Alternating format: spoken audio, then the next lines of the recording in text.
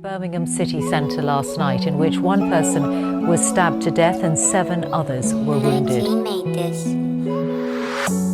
Everyone talks about knife crime and assumes that to do with that gang shit. The media is quick to televise, but that ain't gonna help stop it. Chefing this and shanking that and glorifying that Rambo. There's a consequence to every action, but I bet you don't think about that though. Parents crying, families torn for having to bury their child. Kids these days are moving mad and they're running around all wild. Open up some more youth clubs, more support and less academics. Let's work together to help stop it. This knife crime's now pandemic. Kicked out of school, roaming the streets to try and fit in with others. Dads ain't always on the scene, but don't mean they have bad mothers. So what we're gonna do to help stop it? More support, more funding. Today we have a special guest, Cole Scott, knife crime victim and actor. Mate, thank you very much for coming. I really appreciate it. We've been talking for a while on Instagram. I've been seeing some of your lives and that. Like you do that quite a bit, don't you? Yeah, I started. Do you know what? I started it last lockdown. I started that. That's when I got into doing this myself. You know, so I get why you did it. You know, Just kill some time. It's just killing some time. Because like, not even just for me really, because like, lockdown was hard for people. You know, mental health and that. It was just really, really difficult. Yeah, for it's people. a hell of a message you're putting out there, isn't it? Yeah, so that's why I did it really, and I just put it in. All of a sudden, it just went nuts, and I was just getting contact from left, right, and centre, and I was making a rocky mistake, and I weren't putting it on the calendar. Yeah. So I was like thinking, oh no, I've got a live to do on Wednesday.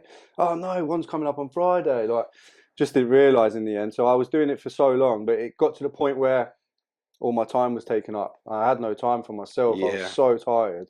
So I put it on hold for a little while, and then I think when you end up putting yourself out there for people to try and help them, it is fast for you to forget about yourself and how you feel and how you're managing yourself because you're putting everyone else before you, and that is a slippery mistake because you end up feeling low. And then who's there to support you? Do you know? So you have to find yourself in a position where you can strengthen yourself as well as help others. Yeah. And that is a hard place to be. it was hard. It was hard. But I think the reason why I did it mostly really was because I did come from such a bad place within them 5 years, and I'd got myself into a nice, comfortable position, had support, I had all my network around me, I had my partner, I had quite a lot of support.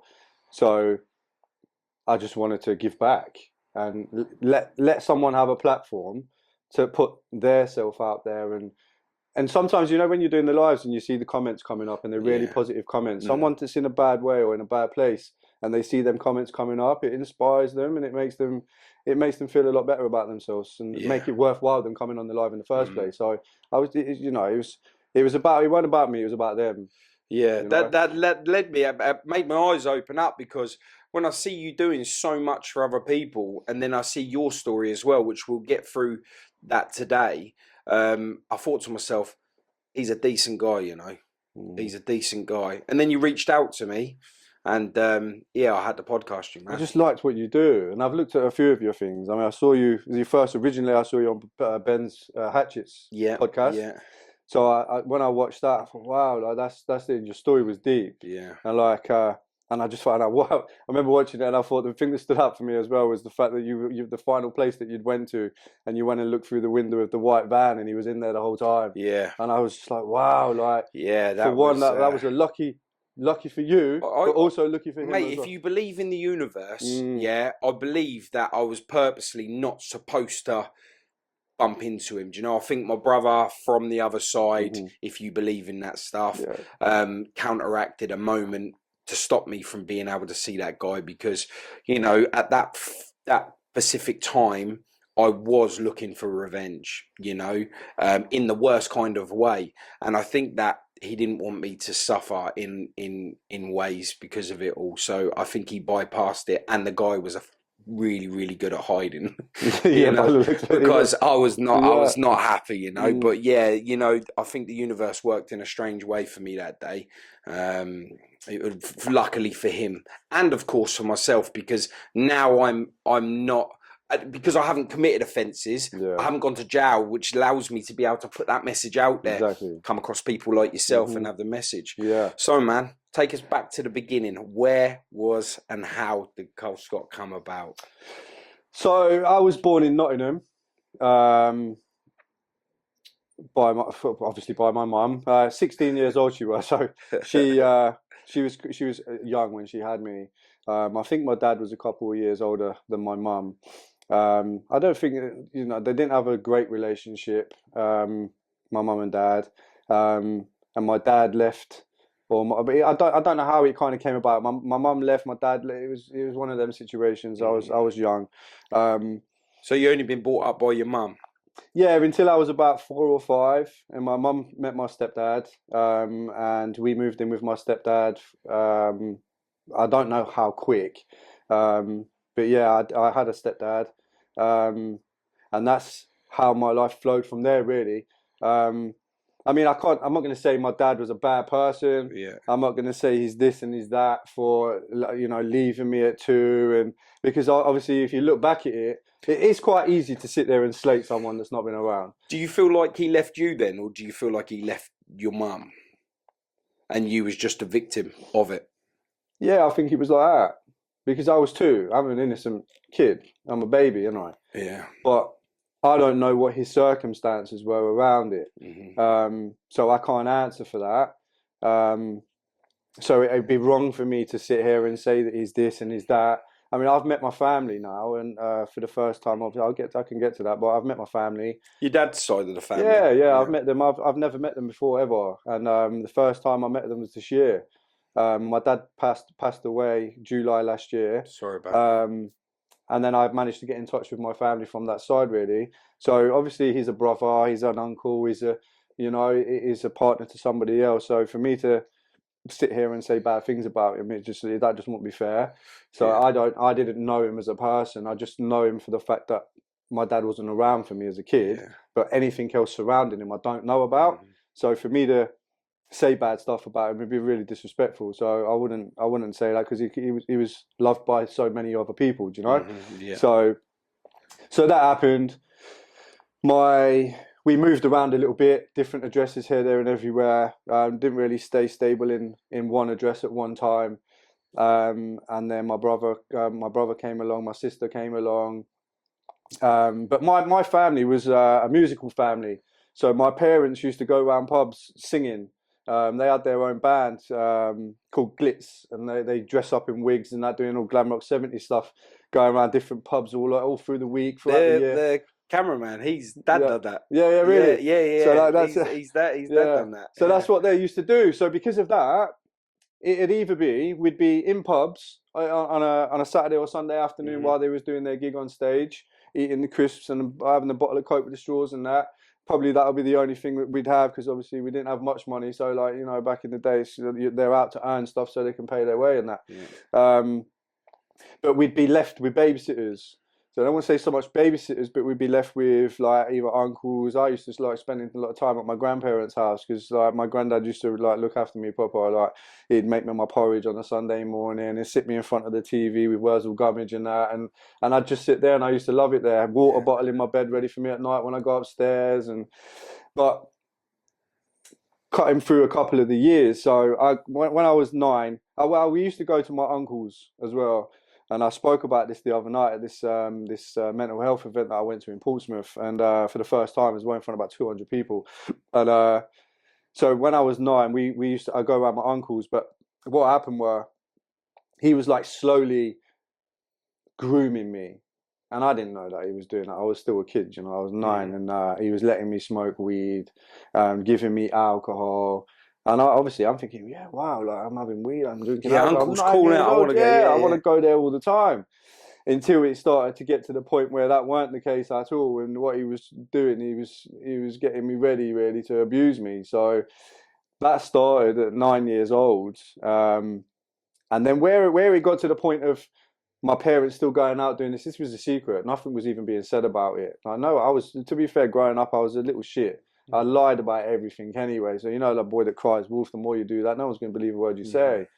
So where my brother and sister was coming along with us as well, I knew, even though I was going to go there, I knew what would happen when I go. I knew exactly what was going to happen. But my brother and sister, I could go to my granddad's and my nan's, and then my brother and sister could have gone to my uncle's. But then if they'd have gone there on their own, what could have possibly happened to them, So I basically kind of put myself in the mix of that.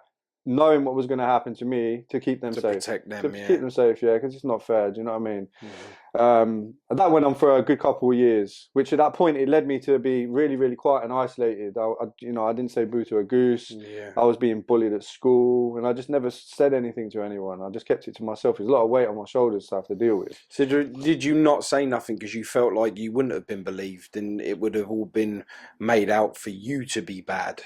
Yeah. He told me that was the case. No one will believe you anyway, even if you come out with anything, you know? So, That's evil, man. do you know what I mean? I mean, the more people, the more that's said to you, you're going to believe it, you know? Yeah, not only is he abusing you physically, he's mentally like directing you away from getting himself caught as well. Exactly. So that all happened. It went on, like, got to about the age of 13.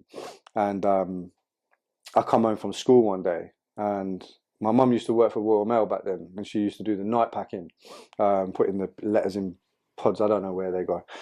And she said, "Oh, do you want to walk me to the bus stop?" And I said, "Yeah, all right, I'll walk you up to the bus stop." So I walked her up to the bus stop, and she said, she just randomly came out with it, and she was like, "Has your uncle ever done anything to you?" And I'm thinking, what the hell is she talking about? Like, really? Like, where's that come from? You must have gone cold. Yeah, that at was that random. point, I was yeah. like, where did that come from? Straight away, nah, what are you talking about? What do you mean done anything to me? Like what? She was like, has he ever done anything to you? And I think she might have felt a little bit awkward or maybe scared of what my reply could possibly be.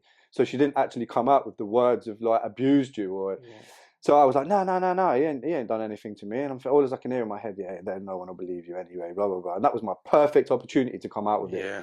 And I bottled it, and I didn't come out with it. I just thought, no, I ain't saying nothing. So anyway, she goes off to work, and I thought about it throughout the whole day, the next day, of what she said. It just kept echoing in my head. Mm-hmm. And I walked her to the bus stop again the next day. And then I came out with it. I said, yeah. I said, he has done something to me. He's been doing it for a while. So she's like, right, okay. She didn't go to work that night either. As soon as I admitted it, she didn't go to work, and she phoned the police, and the police got involved. And it turned out the reason why she asked me, the reason how she knew, was because the next door neighbour's kid, he was being abused by him for about 4 years. But what he'd done is he'd personally gone and handed himself into the police, mentally ill, smoking too much drugs and drinking too much alcohol. Didn't like the fact that this kid had now got a little bit older and got himself a girlfriend. He got highly jealous about the whole thing, and went to the police station and handed himself in and said that he'd been having a sexual relationship with this kid since the age of 13. So it was happening for a long time. So he handed himself in, but he left me out of the equation. Wow. So when I found that out, I thought, wow, it's not just me then that he's been doing that to. He's been doing it to him as well next door. And I knew this geezer as well. Didn't really like him too much, but I knew who he were. I always wondered like why he was always around the house all the time. Every time he was there, I used to think, fuck off, you're like a bloody leech, you're always in the house. Yeah. That was the reason why. It all come together in the end.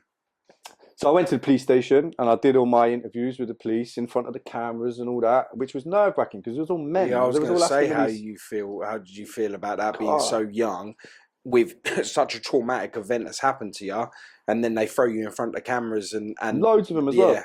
So there was all men, and I just felt awkward, like really, really awkward. Like I've got these men asking me questions of exactly what he had done to me, and I had to go into like really deep detail of exactly what he'd done.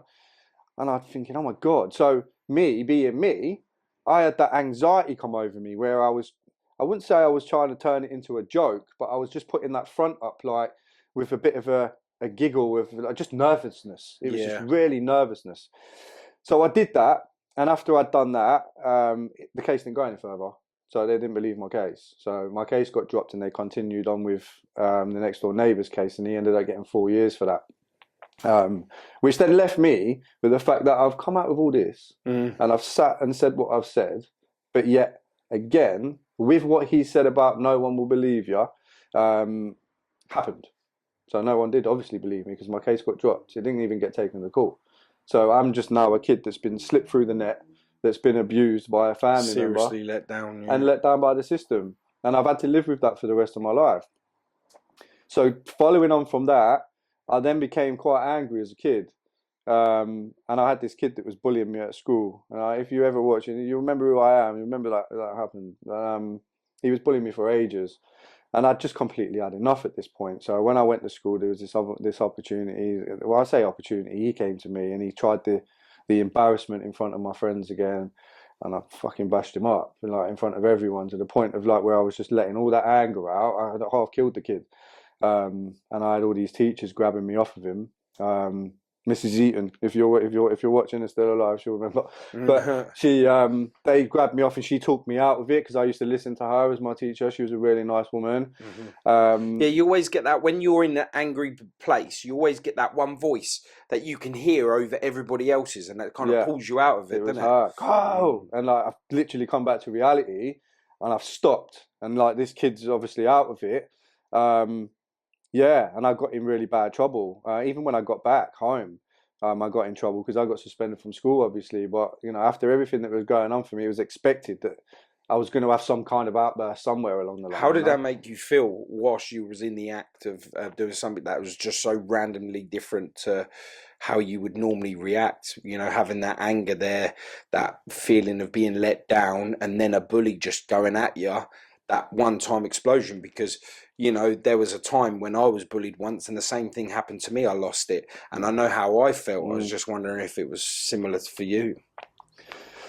Even at the end of what I'd done, at the time I just obviously had the adrenaline. I just had this mist, it was just it just come from nowhere, and it was only a little thing that he'd done as well. Like he tried to give me a little dead arm on my left arm, and as soon as he touched me, I didn't even say anything. I didn't even look at him. I just jumped on him straight away. There was no words to be spoken about what had just happened. And then after I'd finished, I still didn't feel any better than I did before it had happened. Even though that outburst had happened, everyone was literally looking at me in shock. Like that wasn't me as a person. I wasn't like that as a kid. And even my friends, everyone looked at me a little bit differently and was like, what the fuck? Like, where the hell has that came from? Because it hadn't come out. No one knew what was going on for me. And no one did know what was going on for me. So that outburst was unexplainable to other people. It was like, where did that come from? So I didn't want to tell people of what happened to me. I was embarrassed with what happened to me. And I was going through the thought process of growing up of why. You ask yourself so many questions, like, why did that happen? You know, did I ask for it? You know, was I? That's one thing that you'd have to come to terms with as soon as possible. It was not your fault, you know, and you have no reason to feel embarrassed for what that person did to you, because, like, you are a victim of that. You know, you shouldn't carry blame, you shouldn't carry embarrassment, and you definitely shouldn't believe it's your fault, you know. But you do, and that excuse me, and you think that for a long time, and it's not something that you want to discuss. So I did have behavioural therapy when I just basically about 6 months or so after it happened, because my behaviour just went completely downhill, worse than it already were. But I didn't think that therapy helped. I just used it for a little bit of a swerve, really. I went in there doing a bit of drawing, speaking to some woman, and then out of there again. Didn't really make any difference to my life at all. But in that time, I had a lot of friends, and I think to be fair, that happened and that came out, I was unbelieved.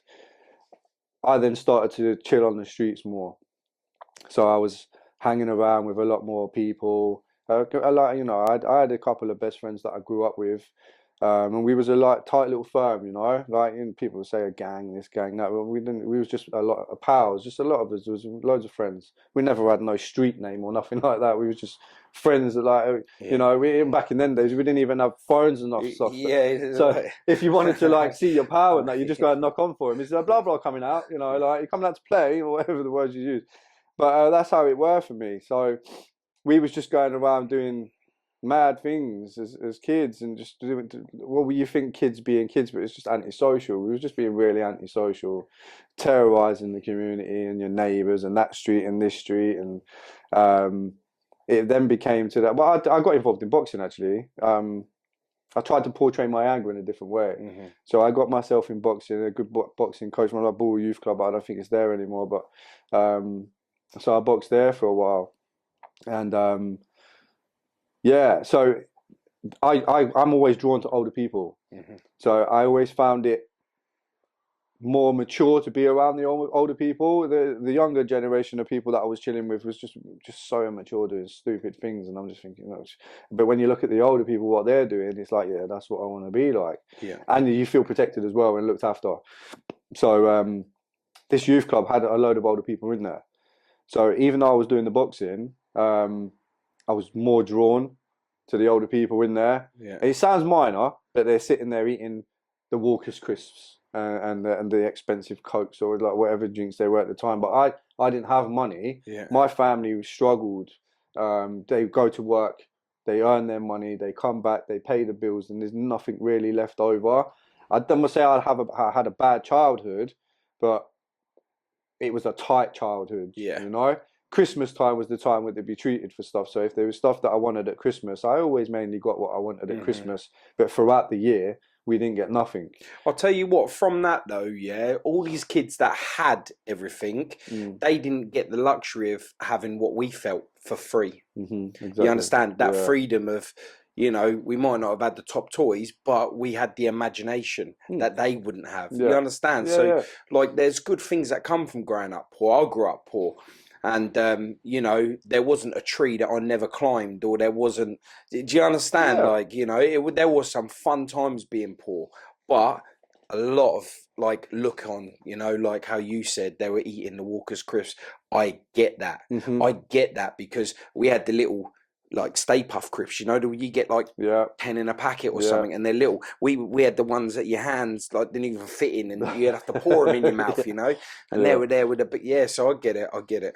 And when you look great, but at the time when you're going in and you're like, Mum, can I have 10p for an ice pole or something, an ice pop, like, and they're like, oh, so I can't afford it, and you're thinking, why, it's 10p? Like, what do you mean you can't afford an ice pole? Or can I, like, back in the day when it was like 5-10p for a chomp bar? And like, now I think they've gone up to about 30p a bar or something. Crazy, do you know what I mean? Man, But you're thinking like, what? Like, I can't even have 10p for a chomp bar or something. So you feel like you're hard done by with it. But then as you get older, you start to realise, and you look back at that and you think, wow, like, actually they was working to pay the bills, and that 10p was 10p. Do you know what I mean? So every penny counts, doesn't it? But I didn't see it back then, so I took that and I rebelled against it. So I went out and I'll make my own money. So I didn't, you know, there's a lot of things. I mean, my mum's not here now, bless her. She passed away last year, but that I made my money in my own ways, and I didn't really need to ask for much at that point. So as time gone on, so I got to about 15. My parents broke up. Like, my mum and stepdad, he'd been in my life. I can't slay my stepdad. He was it was my fault after stuff that went on. We had a lot of grievance with each other growing up, but I was a bit of a prick. Do you know what I mean? I weren't a nice kid. I wasn't that well behaved, and I can understand. I can understand the reason as to why our relationship ended up the way that it did. Now I'm older, because I've got my own kids now, you know. So I can understand how it went and how it got that way. But they broke up, and my stepdad was supposed to stay at the house for me and wait for me to come home with my brother and sister still there. And my mum and dad had a bit of a separation, and she went to stay at my grandparents' house. So I've got back one day and I've gone into the house, and there was no one in. So I'm thinking, oh, that's cool then. You know, I'll sit back and I'll just have something to eat and just watch the TV. So I've gone in there and sat down, done my thing, and I waited for about an hour, 2 hours, and no one's come back. And it's getting dark outside now. And I thought, well, that's random. Like, where is everyone?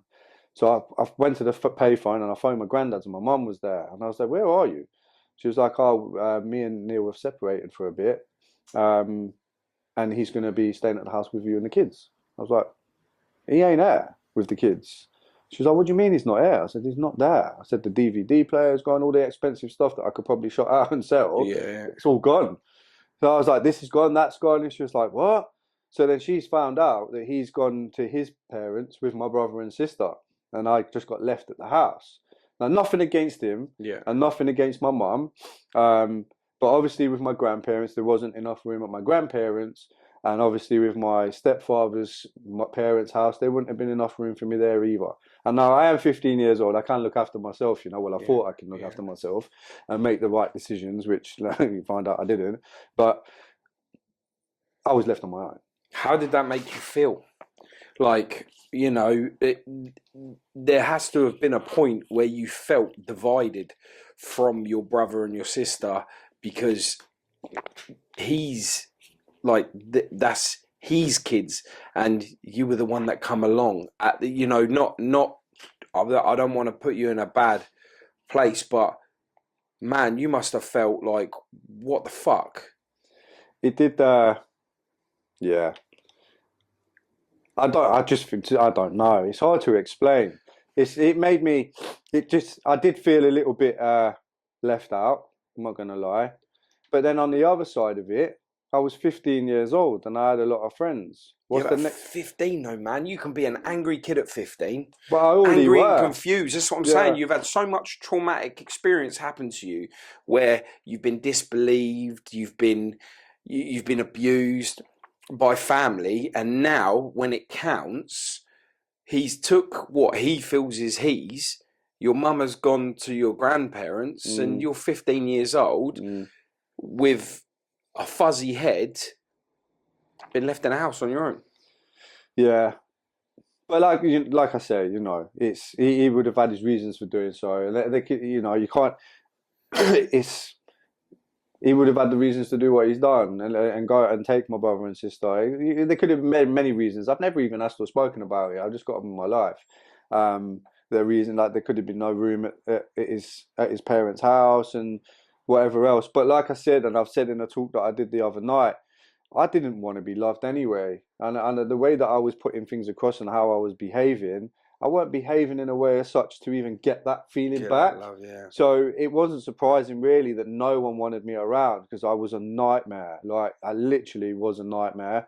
But as I say, I used that as a bit of a crutch. I know what I'm going to do. I'm going to get all my pals. We're just going to have a party in my house. And that's what I did. So I had all my friends around. We was raving it up in my house until someone, I was speaking to him on Facebook the other day, see if you remember what he did. I won't mention his name because he's quite high profile, but I said to him, do you remember setting fire to my curtains in my living room? And the whole living room went up, like literally bowl of flames in my living room from having a mad party in my house. And I think that was the final straw for the neighbours. And my uncle at the time, my uncle, my mum's brother, he worked for the council, and he came around with the police and that, and they had me removed from the house. So I then ended up going to stay in my uncle Martin's house, and I lived there. Bearing in mind, I was looking after 2 dogs as well, so I had 2 dogs in the house as well. So I had these 2 dogs, me in a house on my own. I'm thinking, what am I supposed to be doing there? I didn't even have no life skills, you know. Couldn't even cook. So that happened. I went and stayed with my uncle, and then I stayed there for a little while. Is this a different uncle? Yeah, my uncle Martin. Yeah, I had a big family. My nan had like 9 kids, so like there was quite a lot of us. But my uncle Martin was tight. Like he was ex-military, wore green jacket and that, proper off key, and we just loved being around him. He was so down to earth. And I know when you look at it like guidance and stuff, but it weren't that kind of thing with my uncle. It was just like it was just you go around my uncle Martin's house and you just behave anyway. And he was just a tight uncle to have. And I just you know, he passed away a couple of years ago as well. Bless him. I'm losing many people, you know what I mean? Yeah. And I'm thinking, wow, everyone's dying on me. Everyone that meant something to me as a kid, you know, like they're all passing away. So then I moved into a hostel. It was at that point I was like, throughout the years, I was dabbling a little bit with the dealing of the drugs and that. And we had a couple of yardies that had come into the area and that became really good friends and that. And us as a group and that, we started chilling with them, and I didn't even know what I was selling. No, I didn't even know what it was. How hard were the drugs that you were selling? The hard drugs, yeah, like heroin and stuff. Yeah. And I didn't know what that stuff was. I knew what the word was, obviously heroin. Yeah, I was saying heroin, but I didn't know what it was. So anyway, so what happened was, so I'll get onto the situation with like knife crime wise now, early age wise. So my pal was chilling with this guy. He was new on the scene. We didn't even know who we were. And I used to be a really judgmental person. If I don't know you, you ain't coming near us. You come near us, we're going to beat you up. Yeah. That's how it used to be. Yeah. And I don't look like much, but I was just, it's the mindset. I was nuts. I was just doing crazy things. Even if I got beat up, I didn't care. I'd just still go and do mad stuff. Yeah. And we told him, you can't hang around with this kid. And he was like, why? He's all right. He's a good lad. He's a good lad. I'm like, no, he's going to end up getting you in trouble. We don't like him and we don't like the way he moves. He was like, no, he's cool. But it turned out that this kid had robbed one of these yardies' house. It was only like, it wasn't a lot of money, but you know, like some people will kill you for a tenner, you know. This new face that's come on. Yeah, robbed yeah. So he robbed this guy's house, and he got, I think it was like £300 and a couple of ounces of weed or something. That's a death sentence to the wrong person, you know. Yeah. Death sentence. But where my pals, obviously, like sometimes it works by association, you know. Look at it these days. If you're seen with that gang in that YouTube video, do you know what I mean? 100%. It works by association. One of the podcasts I'd done was on a kid that got murdered because of association. He weren't even anything to do with what happened, and he ended up being the victim of it. Exactly, and this is the point. So we tried to say, he wouldn't listen. He just didn't listen. So we was chilling in this area. We was sitting on a wall, and then all of a sudden we heard this screeching noise come up towards like these traffic lights, and we've like all looked, and we saw these two guys jump out of the car, and we've obviously gone, we've chipped out the way. But my pal stayed where we were. We were shouting him like shouting him to try and stay for face or stay because he froze. He froze. Like, you know, fight, flight, freeze. He literally froze. So like we're still shouting. He didn't move, and the guys just come running up, pulled this massive knife. I just pulled it and just shoved it straight in his chest. So as he shoved it in his chest, he fell back off the wall. His legs were still over the wall, so he's like literally fell back off over the wall. He's then left the knife obviously where it were and chipped, and then got back in the car. So I've ran straight over to my pal, and he's literally there. He can't breathe. You know, you can see blood was coming out of his mouth, and it was like a sight. It was just like it just weren't a good. But obviously, your mindset don't click onto that. What's going on at the time? All you're thinking about is your pal. So he's literally laying there, blood coming out of the mouth, can't breathe, his eyes are rolling. I'm saying to him, like, can't keep your eyes peeled, someone phone an ambulance. Again, no mobile phones, you know, so it's all pay phones, isn't it? Running to the phone pole, you're having to wait to press the numbers. And then, but within that time, he passed away in that time. So they didn't make it to save his life. So unfortunately, he died. He got stabbed in the heart. So it was only, they wouldn't have been able to do anything even if they got there, you know. So and the knife was a big knife, you know. So that probably went most of the way in. There was probably about that much left of the knife, so it went in quite far. So from that happening, he died in my arms. So that was quite difficult. Do you feel like they meant to have killed him, or they meant to have killed him? Yeah. I can't, like, you know, if you look at it when someone's pulling out a knife like that and they're throwing it at you, or they I get that, and if you do carry a knife, I get your intention is going to be, you know, because you can stab someone with a big knife or a little knife, it still could end up in death, and I get that. You know, just it's crazy how people think that their intention is just to go out and just stick a knife into someone, no matter where it is. You know, going straight for the chest is a definite. You are gonna die today. Look at the organs you've got. Like, you've got your lungs, your heart. So that part of your chest, anything that goes in there, and to be fair, anywhere you get stabbed is a risk. That, you know, you've got people saying, "Oh yeah, go and stab him in the arse. It's all right. It's safe." No fucking ain't. Yeah, it's not. No, it's not. You've got quite a lot of your arteries going through that part. There, yeah. So no, that's not safe at all. So listening to people say that, it's just like, you mad. Like, nowhere is safe to be. I know someone that's had a cut in the wrist, died. That's in the wrist. So what you saying that, well, everywhere is safe to be stabbed? No, it's not. It's not safe to be stabbed at all. But, you know, he got done in the chest. So, you know, the chances of him dying of that anyway was high. You know, yeah. So that happened. So I took that quite hard, really. That was crazy. My best pal. I've named my boy after him, to be fair. Like my 14-year-old boy's named after my best friend. Yeah. Oh, wow. So where did that put you mentally? I get asked a lot with kids. You know, when I do school talks with kids, I get asked a lot. Like, did you stab him back? Did you stab him back? And it's like, even if I did or if I didn't, am I going to stand here in front of you in a school, me doing a talk about the reasons to why I'm not doing this stuff, and I'm going to stand there and I'm just going to say to you, yeah, of course I did. I went and stabbed him back. Why am I going to turn around and say that? But like, well, you got to look at it as actions and consequences. So the person that went and stabbed my pal took an action, and the consequence of that, my pal's died. So if you're looking at the fact of revenge, what am I going to cause now? Another action and consequence to that? No, there was no revenge. Like, what was Why? Why would we want to do the revenge on that? Like, who are we going to be revenging? You know, obviously we knew the face of the person that had done it, but if they're capable of doing that and just coming sticking some knife in someone's chest and not even caring about it, what do you think they're going to do to you? Are you going to put yourself in that position? I don't think so. Because if that happens, and I can say any of you, if that's going to happen, I don't think you're really going to be picking up knives, going searching for people, just stabbing people up because they've killed your pal. It's just not really necessary, you know? So that's what I say. I'm not willing to start another action with a consequence. It's just not worth it. He lost his life, but it still didn't stop me doing what I was doing. I think I probably just got a little bit worse.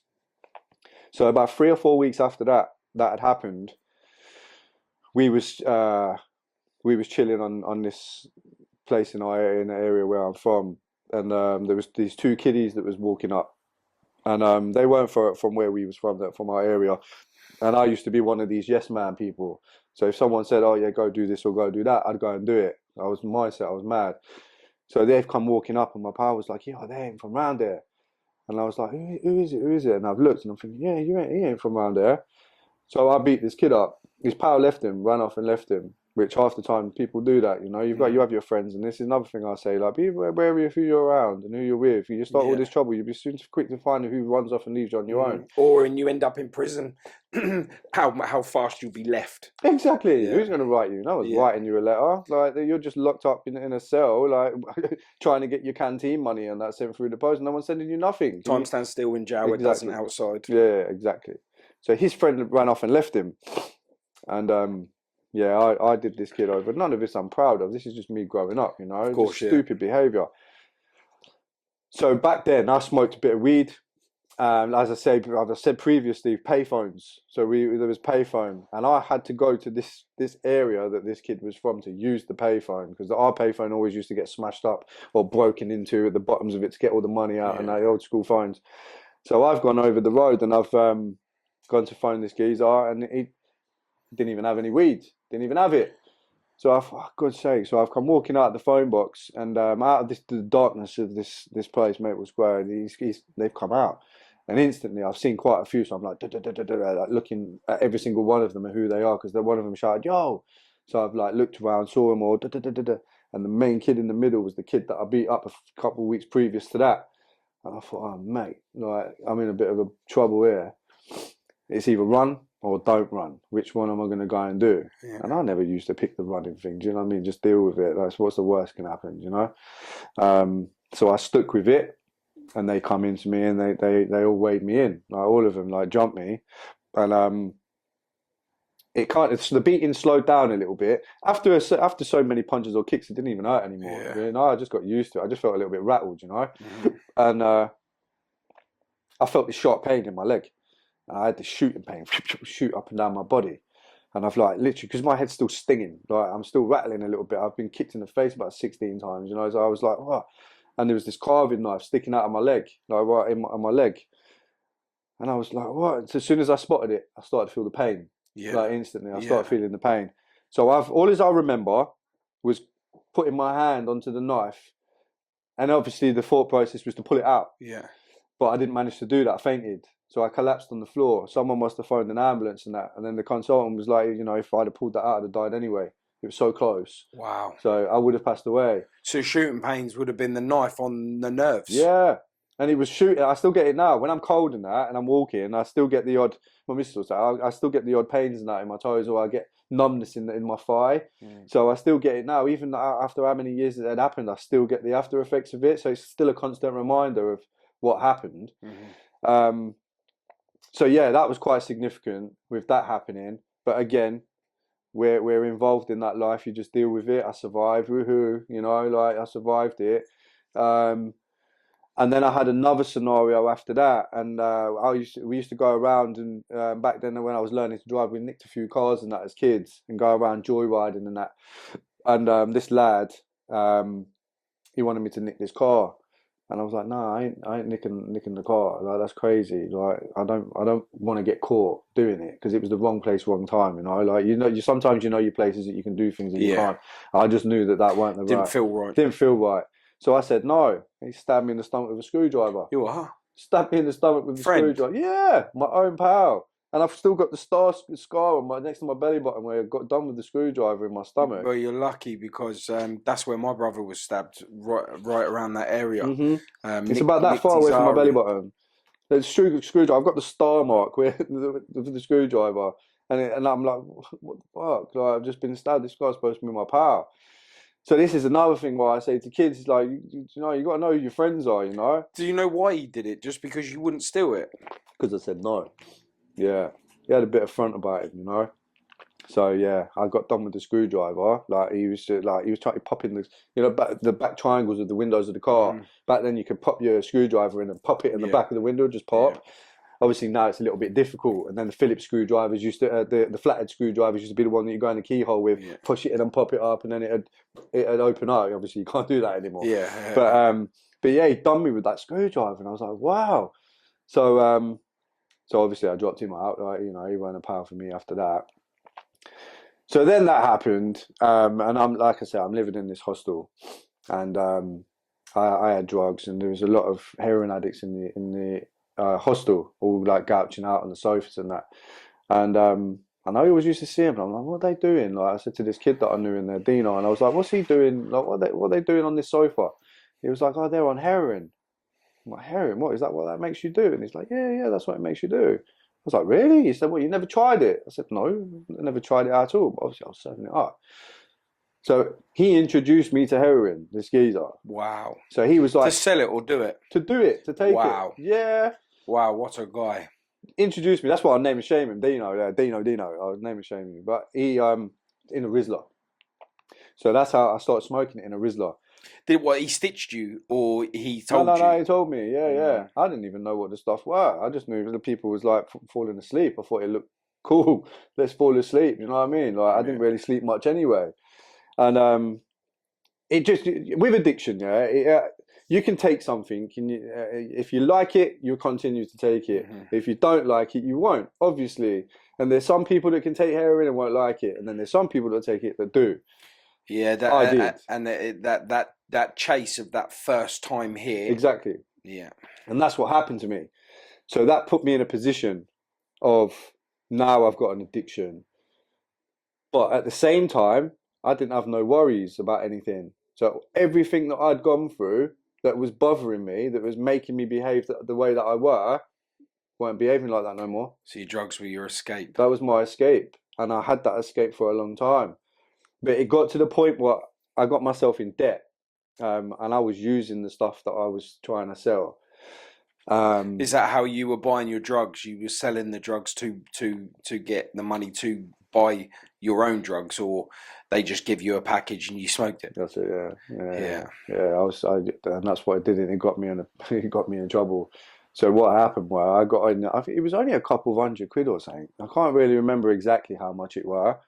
And this one day I had a phone call, and back then that's when the first phone started to come out, and I had this really shitty, I think it was like a 8210 or something, you know, back in the day with the snake game and all that. Yeah. So I had one of them, and they phoned me up and they said, "Yeah, I'll come and meet us." So I was like, "All right, cool, I'll go and meet you. Like, what money you got and all that stuff."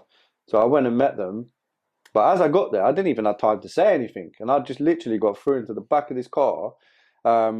With like 4 or 5 people in this car, and I was in the middle of they pulled me all over. I was just getting ragged around like a rag doll, and I'm thinking, what's going on here?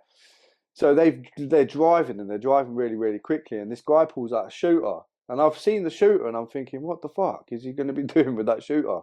So I got smacked in the side of the head with this shooter. And Did you still not think it was for you? No, I didn't understand what the hell was going on. Like, it threw me, because I'm off my nut half the time. Do you know what I mean? I didn't even know what was going on. So they've like whacked me with this thing, and I'm thinking, fuck, that hurt. You know, that was quite painful. What a pistol whipped you, yeah? Yeah, and I was just like, wow, like my head was ringing. And they was talking about the money and this and that. And they drove me to like this country road. So they put the shooter in my mouth.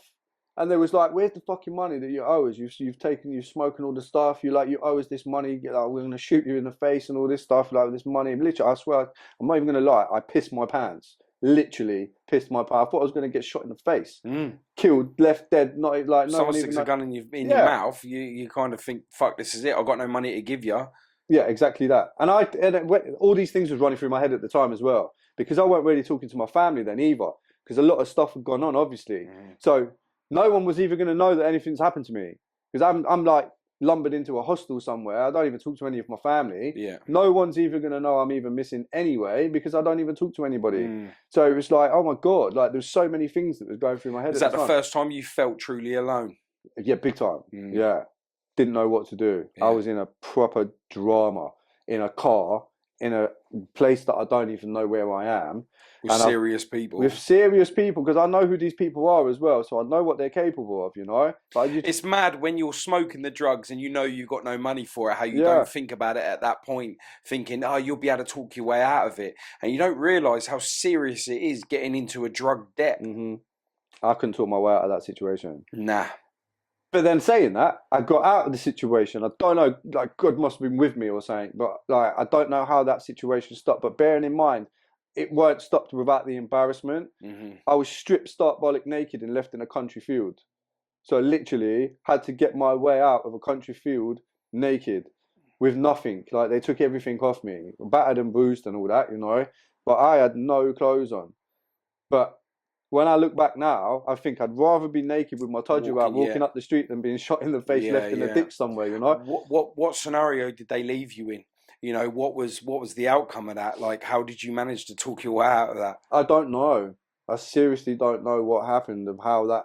The part of the conversation that I remember was I needed to get that money. So the money must have meant more to them with me getting that money than them actually killing me. So basically, and it weren't even a lot of money, to be fair. So it must have, like, a couple of $100 meant a lot to you than taking my life, you know. So, but still, that went on, and I still didn't get the money back. I was too far gone by that time, you know. Like I was heavily on drugs. I'm a serious addict. Yeah, bad. I was really, really bad. A lot of people are surprised when I say it to people, like I'm an ex-addict. I used to be on heroin, and they look at you like, what? You used to be on heroin? You don't look like a heroin addict. What the fuck does a heroin addict look like? One look like? Do you know what I mean? What does a heroin addict look like? Because I think when people say the word heroin or crack addict, I think automatically they think of the homeless people that are in the town. You know, the drawn-in people, the like, I rob your mum kind of, you know what I mean? I think they automatically have got that stereotypical view that homeless people.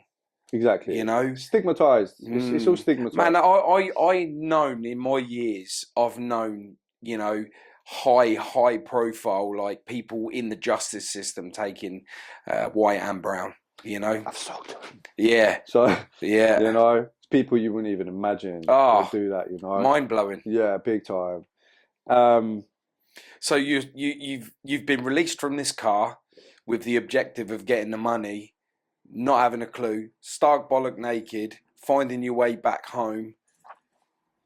Your head must have been messed up. Yeah, there was this lady saved my life. Like, she pulled up on a car. I think she was a dog, but she had a dog in the back of the car. So she was she saved me, man. She got me in the car and then took me back to where I needed to be. But then from when I got there, that same night that I got there, even though I just had that crazy day, I've gone back in and there was this guy. I won't say his name or that, but his mum was a magistrate, and he was heavily on the drugs, and he was due to go to rehab at some point, and he was also on a charge for injecting somebody with drugs, and they passed away. So he was looking at manslaughter charge, even though he ain't attempted to kill. Like, the kid couldn't inject himself. So heroin addicts being heroin addicts, if you can't inject yourself, they help each other out. And he did that. Unfortunately for him, the kid died. He overdosed. So I've gone in and I've gone and got dressed and I got my clothes on and that, and I went to see where we were, and I've knocked on the door, and he was like, oh. So I've opened the door and he was like, all right, but he was in between just about doing something for himself, you know. I said, I'll come back in a couple of minutes when you're done, and he was like, all right. So I went back to my room. I think I got my baccy or something, because I was smoking back then. So I went and got my baccy. I've gone back to his room, and in the time I've gone back to his room, he's then on the floor, up against the wall, ODing, foaming at the mouth, like fitting on the floor. And I'm like, oh my God, like, when is this day going to end for me? You know, I'm just going through this drama. So I managed to put him in the right position that he needed to be in, even though I didn't even know what position he should be in. But I thought, use my initiative. You've got to be on the side because you're going to choke on your own sick. Yeah. So I put him on his side, and I've run downstairs, and I've got the staff members to come upstairs, and he'd overdosed as well. So did he pass? Did he? No, he survived it, but he was in hospital for about 5 days on it. It didn't do him too well, you know. So that had happened. At that point, then I just thought, this place is crazy. Like I can't. I need to get out of this place. I need to try and get myself into a better position. Yeah, I mean the environment that you've placed yourself in, especially if everyone's using, along with you being an addict, is not a good concoction for an outcome that's positive for you. No. And it weren't, and it never led into being positive. To be honest with you, I then moved into a flat, and I then started like shoplifting a lot. I was going around shops and robbing the steaks and the cheese, you know, the stigmatized stuff that people rob, you know, just anything to make money, really. And then I just started chilling with a couple of these guys. I won't name them because one of them's passed away now, but one of them's still alive. But yeah, I started chilling with them, and we was just going around doing some crazy stuff, like anything, you know, anything that we can do to go and make a bit of money, we was going to do it, and it didn't matter what it were. So that's where my prison sentences started coming in. So my first prison sentence actually is because I was driving all the time, and obviously when you're going around all these shops, you need to drive to go and get there, and you need to be able to get away quick if a security guard comes out and tries to catch you. So I was driving unlicensed, no insurance, no tax on cars sometimes. But back then it was producer. So I could get caught 16 times in one day, and I'd only get a producer, you know. They used to take the car off you. So I got disqualified from driving in the end, and then I got caught again. Then I was given, I knew that I could use my mum's maiden name as well as my dad's name. So I was brought up by Kemp anyway, but I could still use Scott because it was on my birth certificate. Yeah. So I got clicked on that. So I thought, that's what I'm going to do. So I used Kemp for one time, I got nicked. Then I used Scott. And if I had warrants out for my arrest, I was slipping through the net every time. Yeah. In the end, it didn't help me out because I had about 7 different charges that I'd have to come against because of my names. Yeah. And I got a prison sentence and I went to jail. Went to prison, Glen Parva, YY. Went there, a different kettle of fish, like going in there, like from coming from the street with the people that I used to hang around with to going into a young offenders institution where everybody's got something to prove. That weren't me as a guy, you know. I was always been a timid, quiet person, even though I did all these things, but I was with my pals. When you're in the jail, you're on your own. So you're walking through the door on your own, you're leaving on your own. That's how it is. So that for me was a different kettle of fish, and there's scraps happening left, right, and centre. And I'm thinking, wow, I'm well out of my comfort zone in here. Luckily, I managed to get to an open jail. So I went to an open jail, and then the minute that I went to the open jail, I thought, wow, like prison ain't that bad.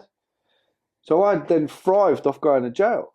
So I thought, if this is what prison's like, I've got nothing out on the street. Yeah, I'll come to jail. Yeah, I'd rather be in jail. I get some clean time. I don't use drugs. I get to eat like 3-4 meals a day. I get to gym 9 times a week. Like, it's mad, isn't it? Yeah. It's mad that your quality of life upgrades when it gets took from you. Exactly. And I don't know if you can call it institutionalized or comfortable. One of the two. I was comfortable. I got on with people. Sometimes there was a few people that I knew outside from the outsides in jail.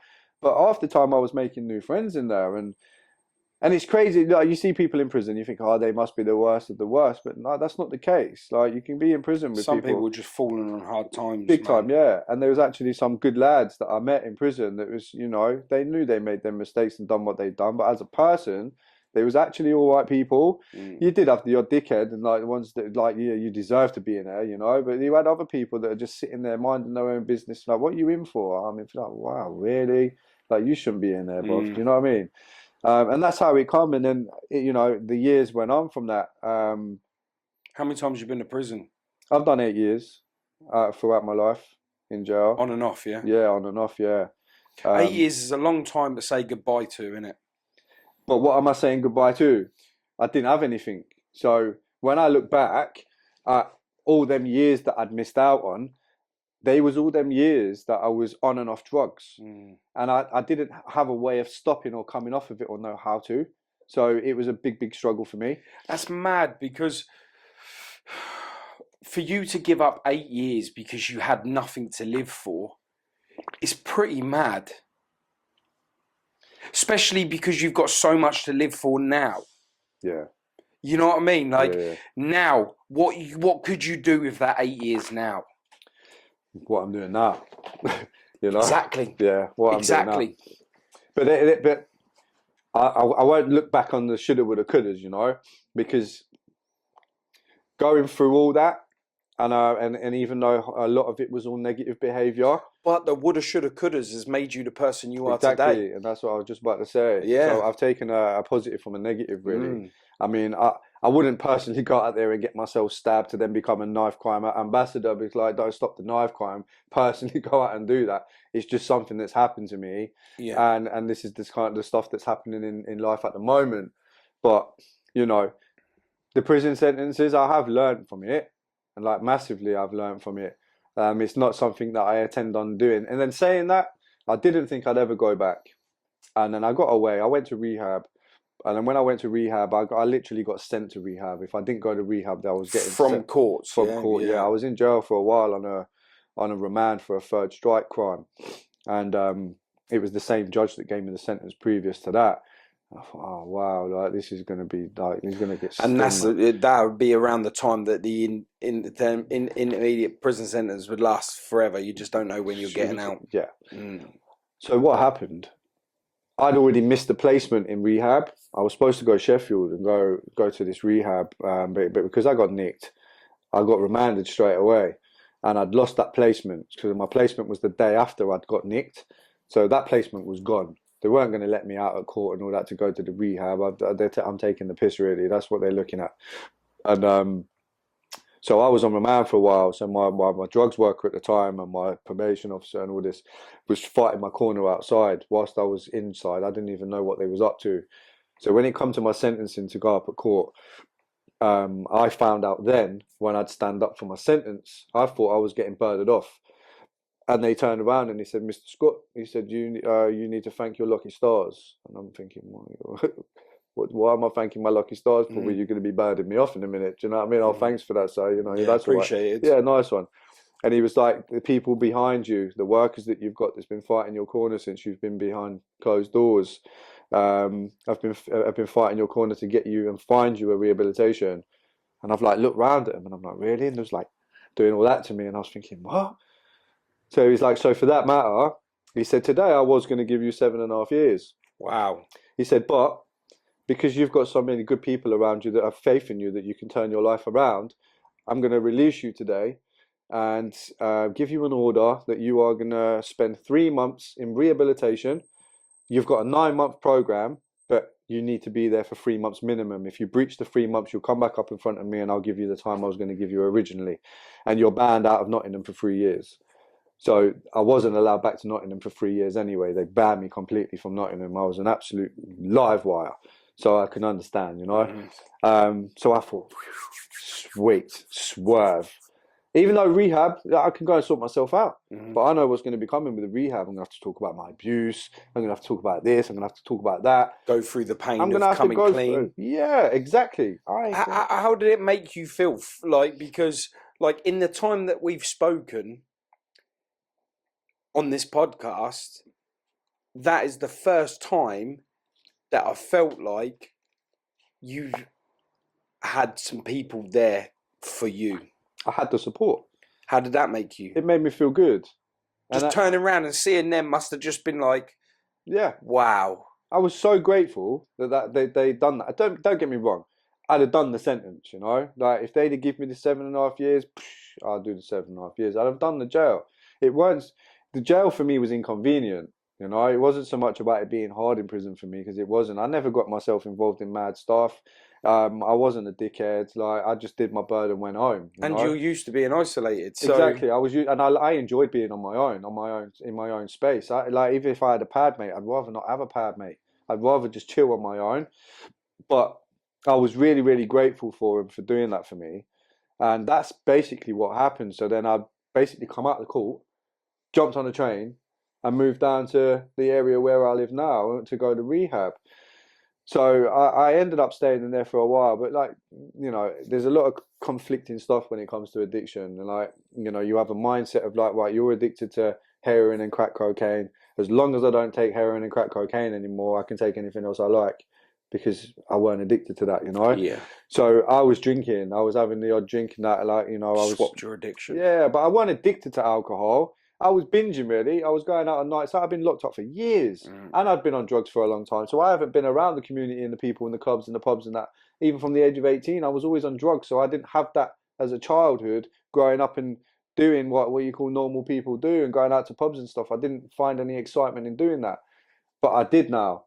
So that's what I was doing. So because of that, I got kicked out of the rehab. But I was 8.5 months in. So I only had like 2 or 3 weeks left anyway. So I basically done the program, but they kicked me out for the alcohol. So when that happened, I went and stayed in a hostel in this, and I think after about 6 months I relapsed and I got back on the drugs just due to some. I can't blame the geezer because I'm in control of my own life, you know, take responsibility and all that. But he was smoking and that, and I crumbled straight away. Boom! And I'm thinking, wow, why have I done that so quickly? Something must have been missing that I haven't really coped with or dealt with yet. Something's missing. Well, you were forced into the rehabilitation, and that's what could have been missing because subjectively you didn't want to do it. You was forced into it. Yeah. So theoretically, you ain't still ready to be clean. You're not ready to give it up because you haven't put yourself there. And I think that's what it was. But I got off of it and I sorted myself out. Clean for 10 years, you know, did 10 years. But in between that time of being clean for 10 years, I got involved again. So I always find myself trouble. Well, I used to always find myself trouble or getting myself involved in this or getting myself involved in that. And I had an opportunity to run on a line, you know. So at that time, though, in my defense, I got my granddad was dying of Alzheimer's, and I took out a lot with the caring and that, and I helped my mum and my auntie Debbie. Hello, Debbie, if you want. And I was driving up to Nottingham to help with my granddad with the Alzheimer's, giving back to him. He used to clean my arse when I was a kid. You know what I mean? Like, why can I not clean my granddad's arse? You know? Yeah, yeah. So I was going back and I was helping out, and once I'd done that with him, I thought, you know what, I can actually do this for a job. I enjoy doing it because of my criminal background. I thought, no care home's ever going to take me on, you know. But I kept seeing this advertisement popping up all the time, care needed, and I'm thinking, well, I'm going to just apply for it. I've got nothing to lose. I applied for it. I had a discussion around my criminal record and that, and they took me on. They said, oh yeah, we're open to give people second chances. So I went around doing care work for about 9, 10, 11 months or so. And I loved it. I used to walk in the mornings with the old ladies, morning, like, yo, come on, wakey, wakey. And they'd be like, oh, that lovable rogue, you know? Yeah, yeah. So I'd do all that, and they'd love it. And I was having fun doing it. I enjoyed it. I did quite a lot of hours in that job, about 70 hours a week or something. I was out constantly just doing that work. I loved it. What a reversal in life, though. It were a reversal, yeah. But because I know this guy now, because I'm not going to slate him. He's actually a good guy. Do you know what I mean? Police officer. And obviously, because of me being me, I had a name for myself and that. I had a couple of tear-ups and that in my area that I were, so my name started to get out of there again. So when people see my depths and that, they was like, oh, fucking hell, we've got this guy down here. So these couple of coppers, they was on my balls, man. Like, literally, anything that I did, they was there on my balls, pulling me over in my car, just doing anything to just grab my balls.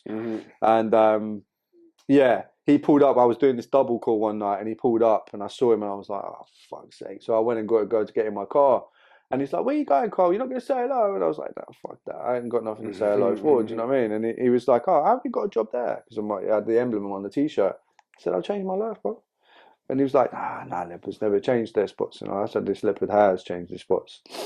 But what happened was, he went to the place of my work and requested to see my application form, to see if I'd done all the questions on the criminal record and all that. Well, obviously, you must have. For care work, you have to do that. And my DBS in their bad times, where they shouldn't have took me on anyway, my DBS hadn't come back because I've been in and out of prison and homeless and all this stuff. And it hadn't come back yet. Even 9.5 months in, still ain't come back. But they still took me on. And he helped the DBS rush on and got it back a bit quicker. So a few days later, my DBS had come back. So they called me in for a meeting. So I went in for the meeting. They sacked me on the spot. Wow. Yeah, lost my job just like that. Bearing in mind, I just had a baby as well. I got myself a finance car, moved to a bigger house that we couldn't even really afford anyway. What am I going to do now? I ain't got no job. Like, how am I going to pay for my car? My car even got taken. I couldn't even pay for it. The collection people come around and popped all my wheels and that on my car. I couldn't even pay for it. So I'm thinking, wow. So in the end, I had to end up getting a job in TK Maxx. Like, no offense for people that want to get jobs in TK Maxx, but that weren't for me. You know, that's not the kind of work that I want to be doing. I was the oldest person there. I was with like 16, 17-year-old kids working in TK Maxx, and I thought I can't take this. Like, this ain't that. What can I do better?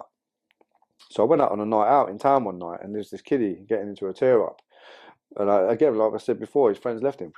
They sharpened off. Me being me back then, I used to like having a bit of a tear up. So I've jumped into the mix of it, and I started having a scrap with this kid.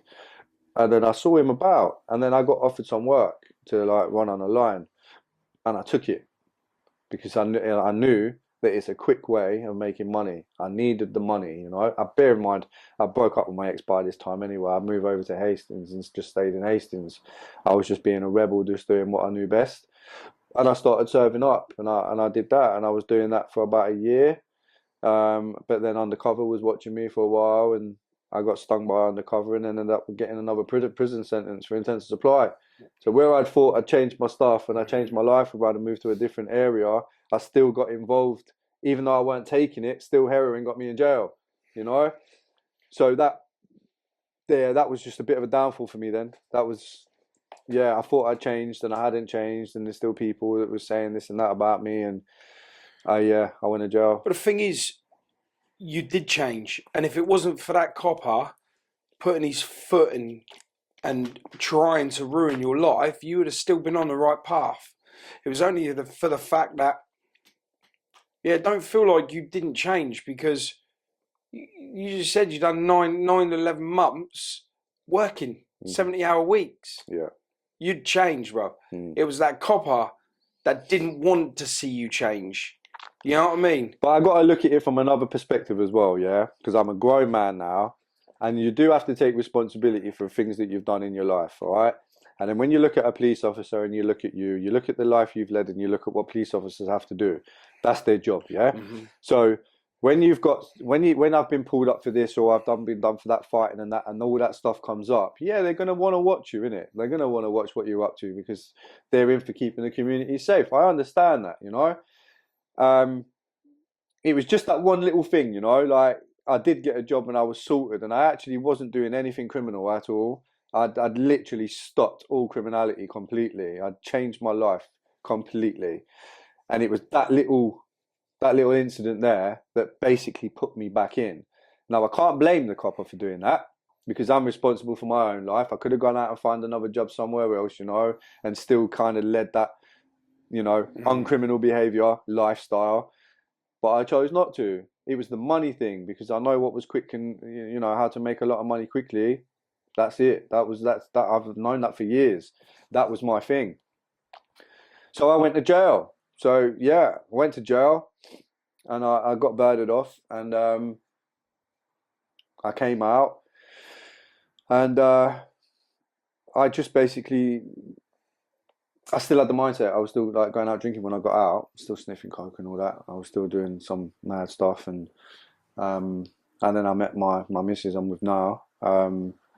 But I was still just doing coke and that. I was still just leading mad life. Was she drawn into that lifestyle? Was she drawn in? No. My missus is straight. Like she's, you know, she's straight. It's mad how opposites attract, isn't it? Yeah, she's straight, and it was like, I think to be fair, it was a good thing. Like she's good for me, but at the time I weren't seeing that, and I had a liver disease and I was really ill, and this is going like jumping on like in a couple of years now. So I was really, really poorly. I was being sick quite a lot in the days. I was about 7 stone in weight. I weren't well. I was smashing loads of Valium and Tramadols to try and get away from the pain. And I started some chemo treatment. And after I started that treatment, it made me go a little bit crackers. Like my mental health just literally, it went through the roof. And I was doing things I didn't know I was doing. So I had a lot of incidents at home with my missus, like domestic incidents and stuff, something well out of my character that just wasn't me. And unfortunately, social services got involved. And even though, bearing in mind, we did ask them for support before they actually got involved, because I was unwell. And the stuff that I was getting up to was just, like I said, out of character. So we asked for help. And we received a letter back with them saying, unfortunately, they can't help us. They ain't got no staff. So with that happening, someone asking for help When my final outburst happens, then they want to get involved and tell me I can no longer see my kids because of emotional harm, that the stuff that they're seeing in my house. Like, hold on a minute, we asked you for help months ago, and now it's taken this to happen before you can now help us. So you've got the staff now to help us. Why couldn't you have the staff before? So that happened, and I was just like, oh my God, like now again, my life's gone crashing down now. I've lost everything. I lost everything. I couldn't do nothing from there on. But I went into like a psychosis thing, and when I come back to reality, I come back with a heroin addiction again. So I'd been doing it for about 6-7 weeks or something like that. I can't even remember the times. My missus always tells me the stories. I can't even remember. So I've had to go back through all that again. So what I did differently, I started opening up more, and I started talking about things a little bit more, things that was troubling me and bothering me that I never even thought, stuff that I still didn't even touch on in rehab, to be fair. And I went to use some support groups. And I was sat there. First, I was really nervous, and I'm listening to everyone else. And I used to be really judgmental, you know, like just like, I'm fucking sitting in there with these people. I'm nothing like these people, you know. But actually, we were quite a relatable one, quite a lot of stuff. So I used this support group, and I was using it for a while, and I opened up quite a lot. And in the end, it got to the point where I needed to fill my time up a little bit, because boredom was really one of the worst parts about addiction and stopping you doing stuff that I usually did. So I started volunteering with the service that I was getting the support groups from, and I did it every day. Every single day I was there from 9 till 4 o'clock every day, for about 4 months. And when a job came up, I applied for it. At first I didn't get it because someone else beat me to the mark with the interview. But then the next day I got a phone call, and they said, "Are you still interested in taking the job?" And I said, "Yeah, of course I am." So I did getting the job anyway. So I did that work for a while, which led me on to get into, because I was an ex-gang member, you can call it a gang member. There was this lady called Nikki. She was running this restorative stuff and going around schools with workshops on county lines, gangs and exploitation. And because obviously I knew my stuff, she wanted me to be a part of it. So I went into police stations, which was well out of my comfort zone, you know, sitting in a police station with these coppers where I'm now in their domain, and they're all staring at me, and I'm getting paranoid saying, "Why is he staring at me?" Because you're now in their domain, and they're thinking, "Why is someone like him in here, sat in our office around our bags and our lockers and all that," you know? So I felt really uncomfortable for a while. So I was doing one-to-ones with kids, and the odd kid here and there on restorative justice kept going missing from home, was involved in a bit of crime and that. Parents don't know where they are and stuff. So I was doing what I'm doing now, basically telling them my life story. This is the reason why you don't do what you're doing, mate. Like, you know, trying to put it across. Parents would then come in and have a chat with their kid. They'd tell each other that they love each other and all that. And then, you know, job done, you know, that's done. I'd go into schools and help with the workshops and showing kids how to disengage from gangs and that without saying no. And I'd get them coming down off their seats and that. Come on, like, you call yourself what gang you want, you know, and kind of going across with them like that. And they all engaged really, really well. So when that happened, there was a project that was set up in East Sussex called Reboot Early Intervention. And it was funded by the Crime Commissioner's Office. They gave like just near enough £1 million from the Serious Crime Strategy. So they put that together for 9 coaches to be employed over East and West Sussex to go out and do some intervention work with some kids and put them into some positive activities to divert them. So I thought, I can't do that. Like, when I was looking at the credentials of the job, I was saying to my missus, I can't do that. She was like, why can't you? You do everything else you put your mind to. Why can't you do that? I said, wow, have you seen all this stuff here? I was like, I ain't got all that experience. And it was like, your life is your experience. Yes, you have. You just need to put that down on paper and put it into the words and the context of like how you can put that across. And then when you do your interview and they're asking you questions of it, there's your credentials. You've got that. And I was like, okay. So I applied for it and I got it. And they did second interview me. I'm not going to lie and make out that I'm like, boo, yeah, I got the job. You know, they second interview me. They questioned me a little bit. Just because I didn't have that much experience with working with kids, but because I did volunteer work with Sussex Police, that's the reason why they second interviewed me. And they asked me a few other questions, and within 10 minutes they gave it to me anyway. So I did that, and I was going around helping kids. Diving and trying to find these places that they can go to, because this day and age you have to search for this stuff because loads of places are closing. The government aren't funding anything. the councils aren't funding anything either, and everything's just getting closed. But there was a lot of clubs out there that are willing to help kids, and I went out there and found it for them. A lot of them were saying MMA clubs or boxing clubs, and I want to go and join a gym. And I had contacts, quite a lot of contacts in my area that I could just phone up someone. Oh, I've got 10 kids. Like, I need to. So this one MMA gym, a friend of mine, Paul, he's a legend. He's one of my closest pals. Obviously my partner Nicky, but he's like one of my closest pals. And he was running an MMA gym. He's a champion UFC fighter himself and an MMA fighter. So he all about the kids. Yeah. It's not about the business. Yeah. It was the kids. And I said to him, I've got this project and we've got funding to put kids into these projects. So I was like, how much will you charge me for 12 months for one kid? He was like, well, how much do you think I should charge? Well, it's your bloody business, mate. Like, you tell me how much you're going to charge for the 12 months. So we came to conclusion, we did $650 for 12 months. So I was putting in invoices, and I must have put him in about 20 odd kids in there. So like, his business was flowing nice, you know. But it weren't about the business for him, and that's why I didn't mind him having the money, because he was solely about the kids. He'd sit them down when they got in there, ask them how school went, what have they done at school today, what did you have for breakfast, have you had any breakfast? If they didn't, he'd go upstairs, buy them biscuits, give them biscuits so they have some food, bit of energy and that. He was all for the kids, and I love what I saw. So that's why I didn't mind all these kids going into his project. So I did that for a while with him, but he is an actor. And he's done acting like EastEnders. He's like a film with Lee Evans and that, and he writes scripts of movies. And wow. So this is the stuff that he did. And I'm moving on quite quickly, to be fair. But he said to me, he was like, you know, have you ever thought about acting? And I was like, nah, that's not for me, mate. I'm not thinking about acting. Like, that's not me. I like the streets, bro. Like, that's not me. I'm helping these kids out. Like. And he was like, no, seriously, like, you've got the charisma, like, to do that. And I was like, I'm dyslexic. If I read one line, I'm reading about 20 times before I can get it out. I can't remember that line. He was like, you'll be fine. You put your mind to it, you'll be okay. So we had this theatre play that he was doing, and someone dropped out at the last minute, and he asked me if I could take over. And he says, it's a couple lines, don't worry about it, it's fine. And I got the script for it, it was like 3 pages. And I'm like, oh my God, like, I've got like 10 days to learn these lines. And I thought, fucking hell, it's a live audience as well.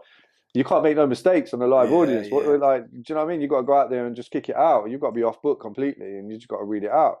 But I did it. I got on stage. I did my lines, and I did what I was supposed to do, and I did it. And everyone was buzzing about it. They come up to me afterwards, oh man, that was brilliant. Blah, blah, blah. I thought, wow, I could actually do this. Yeah. So he's got like a movie that's due to go into production next year. COVID keeps fucking it around, and he's got this movie called Uncaged, and he said, listen, I want you to audition for one of the parts of this movie.